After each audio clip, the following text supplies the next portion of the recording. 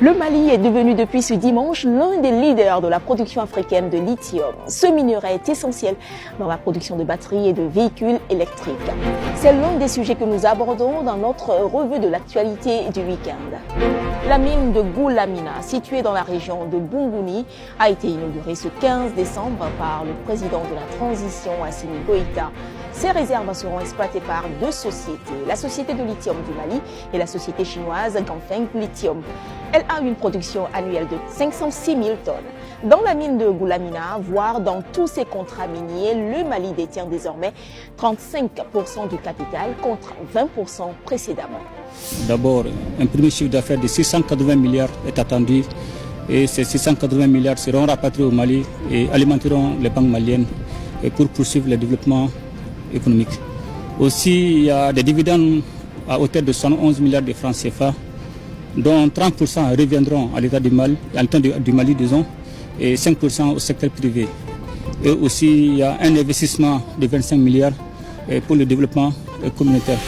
Alors que la Confédération des États du Sahel annonce que les pays membres de la CEDEAO peuvent accéder à leur espace sans visa, l'institution ouest-africaine, elle, semble finalement concéder le départ du Mali, du Niger et du Burkina Faso.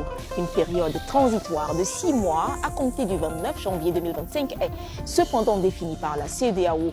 Durant cette période et à leur demande, le Sénégal et le Togo sont envoyés au front pour poursuivre les négociations avec l'espoir d'un probable retour du Mali, du Niger et du Burkina Faso au sein de la communauté économique ouest-africaine. Parallèlement, la CEDEAO a annoncé l'élaboration d'un plan d'urgence pour les relations politiques et économiques de la CEDEAO avec les États de l'AES. Au Sénégal, Barthélémy Dias pourrait-il retrouver son fauteuil de maire de Dakar? Condamné pour homicide, il avait perdu son mandat de député le 6 décembre dernier, puis a été déchu de son poste de maire une semaine plus tard. Barthélémy Dias promet de lancer dès ce lundi une bataille judiciaire avec l'appui de certains conseillers municipaux. Et pour finir, le week-end a été à la fois triste et joyeux au Togo. Joyeux avec Nadiratou Afolabi, étudiante de 21 ans en lettres modernes, couronnée reine de beauté. Très engagée dans des projets sociaux, elle va représenter le Togo sur le plan national et international.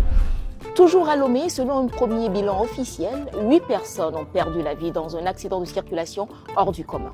Un camion semi-remorque transportant une citerne de gaz surdimensionnée a heurté vendredi la plateforme supérieure d'une passerelle piétonne à Aguezongo dans la banlieue nord de Lomé, provoquant l'effondrement de la passerelle sur la chaussée.